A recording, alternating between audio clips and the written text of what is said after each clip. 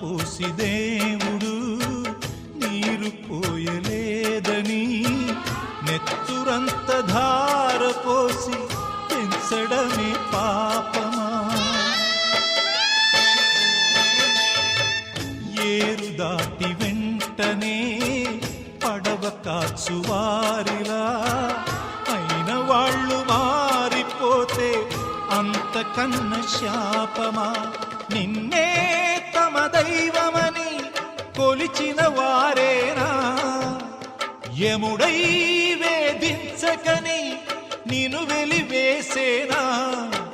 అనుబంధమింతనే